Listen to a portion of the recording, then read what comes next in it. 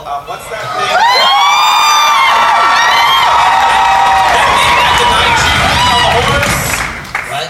What's that thing, the night shoes on the horse? What's that called? Lance. Oh. It's called a lance. Hello.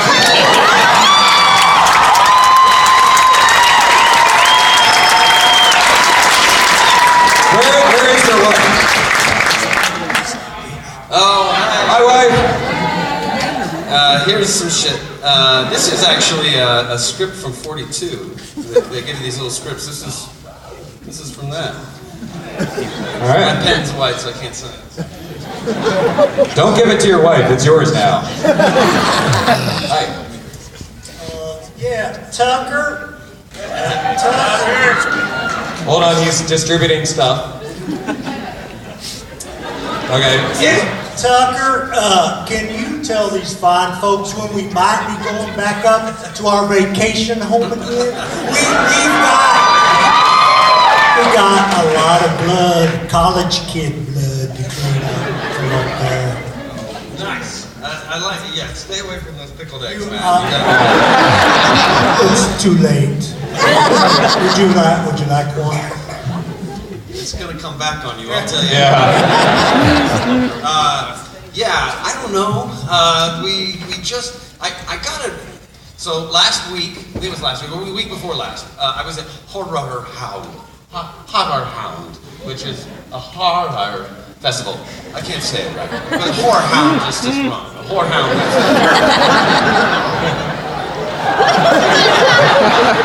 Anyway, we were there. I was there with Tyler Labine, who was in Tucker and Dale vs. Evil with me, and or I was in it with him, however. And I had just. Anyway. I do that.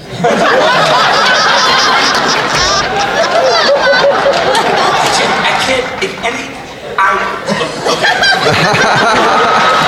Listen.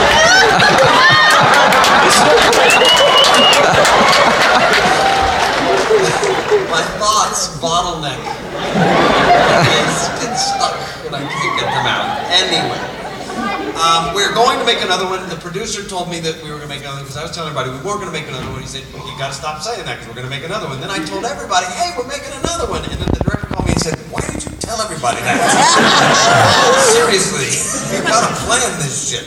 It hasn't been written. It's being written. That they've been kind enough to share with me the outlines, which is just kind of unheard of. That's right? Great. That's really cool. I've read, but this, yeah, so. Memories of baseball from 42 is Oh, bad practice. that's actually very awesome. Has anyone That's here very not awesome. seen Tucker and Dale versus Evil? Really? That's fair. That's fair. Unheard of, right? Do yourself a favor. Watch Tucker and Dale versus Evil.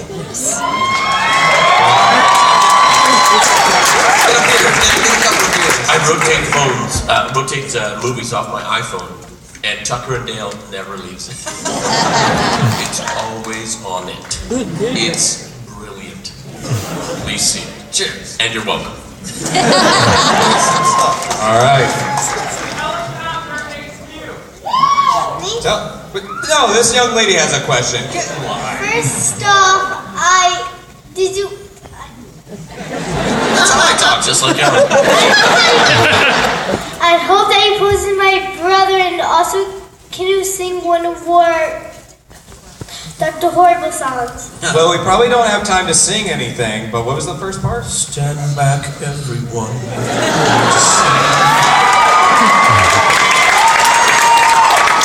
Just a girl like Dorothy who's hanging out with me.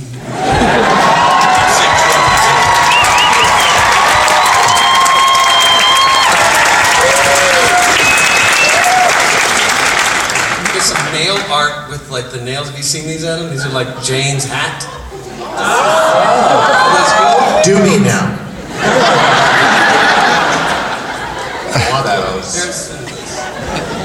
Let's take a question from over here. Hi there.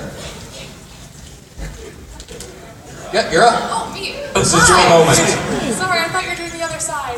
I have a weird question for Alan. How weird. Yeah, it is. So, you know the scene in shindig where you're laying in bed with Gina. Who said what? Gina? You're laying in bed with Gina in the shindig, and you're like, here lies my beloved Zoe, my Oh, audience. yes. And then there's like a slapping noise, but your hand is out of the shot. Yes.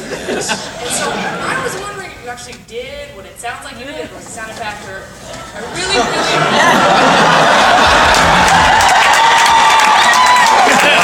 We do now know there are children in the room, so... Did I? Yes, I did. And I heard about it from Lawrence Fishburne, her husband. No, I didn't. I heard he mentioned it to her, and then she told me he picked up on it. We watched it together and went, what was that? Because, yeah, you don't wear, those are weird. You gotta wear these weird things that make you look, because she was, anyway, yeah. I did that. Here, I signed this empty Perrier bottle.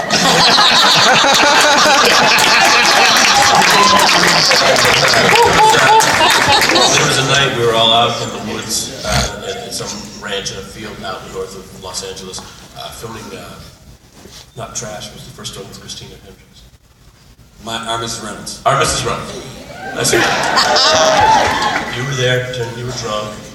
We all had to shoot all these scenes and all these lines. You didn't have any lines. Your whole night was making out with Gina on Bale of Hay. And the director was like, you guys need to give it your all. Every take. Because we're going to be floating around with the camera, and you don't know when we're on you and when we're not, so just, you got to be there. You got to be on it. All right. That's when we became friends. Yeah. And I said this to Adam, you do a very good drunk. Drunk is hard to do.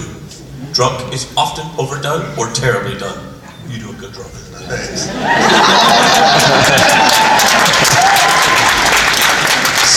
Sense memory. Yeah, over there. Hi. My name is Patricia. Just putting that out there. We all saw William Shatner here this weekend, and he was here, if you really count the numbers, 48 years after his original Star Trek went off the air.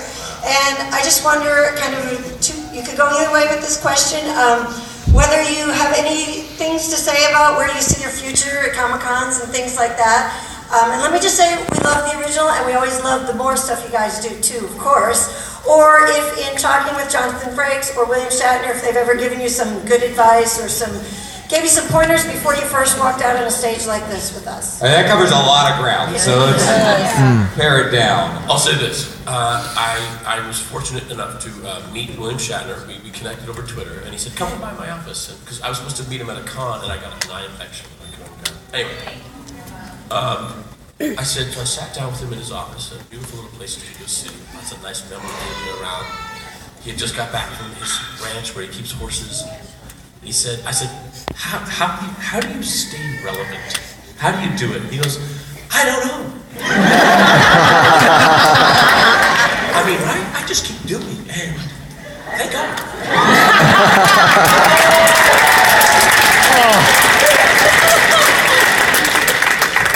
But we were talking about this. We're very fortunate, and Firefly died. I'm sorry. Right? The series. But you guys keep it going. You guys never stop being fans. We only lose fans when you guys drop dead. And new fans keep coming all the time. My brother showed this to me last week. It's amazing. Man, your voice is so unusual. I hope to God in 48 years, I'm sitting here with these guys.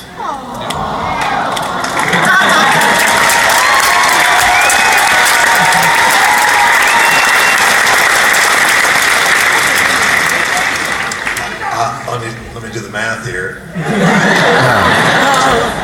I'll be 100. I will have the technology to keep you alive in the sheets. Hi. I'm still here. Sick of me yet? Just as a follow-up to that, in the ensuing years, have you found yourself in a room with a Fox executive and been like, told you so? I guess I can't tell this right. I just had a meeting with the woman who canceled Firefly. About a month ago. No. From the concert. I was going to, her name is Gail Berman, and she came into the meeting. We had a meeting, and she came in and was like, hello, this is Alan. She's like, oh, I know Alan. We know each other. I canceled Firefly. I destroyed dreams. She goes, no one ever says that I put Firefly on the air. No one ever says that I gave Joss a shot. No one ever says that I worked with Joss, because I think she did on Buffy. Nobody ever says that. All they say is, I canceled Firefly. My Wikipedia page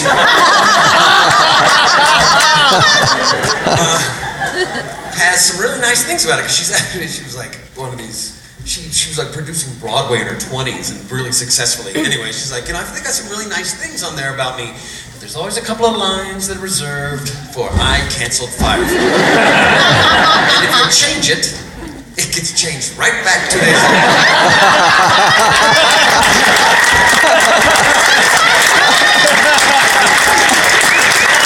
Yeah, that would be you guys. A little chip on her shoulder about it. Awesome. Actually, over here. Sorry, going over here and then back. Hi, my name is Ellie. I'm a huge fan of all three of you, and I'm actually one of the planners for Can't Stop the Serenity. We're going to do it June 21st in St. Louis, and I was wondering if you guys would like to come as the Big Damn Heroes. Adam will be there. I can confirm, Alan. I'll be there.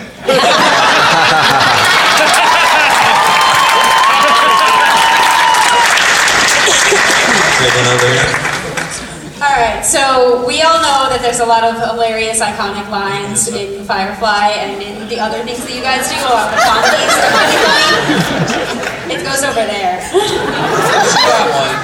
Okay, so that was I threw it off because I asked a question. Sorry.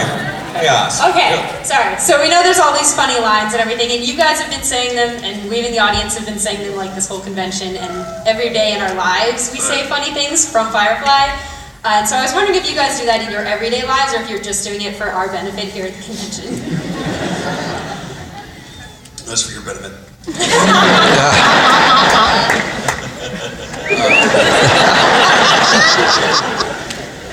Once Adam texted me a picture of him in his blue sun shirt and his Jane hat, holding a big old gun. A real gun? Pipes all greased up and all.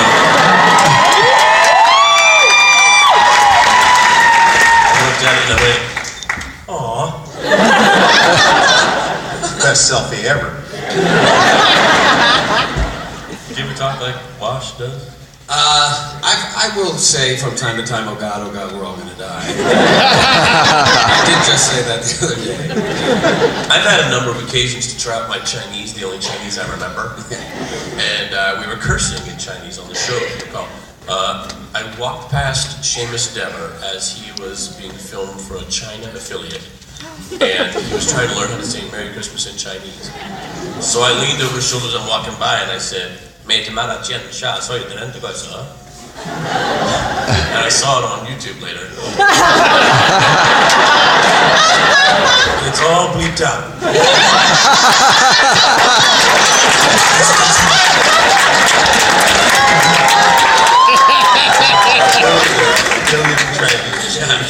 I offended a country.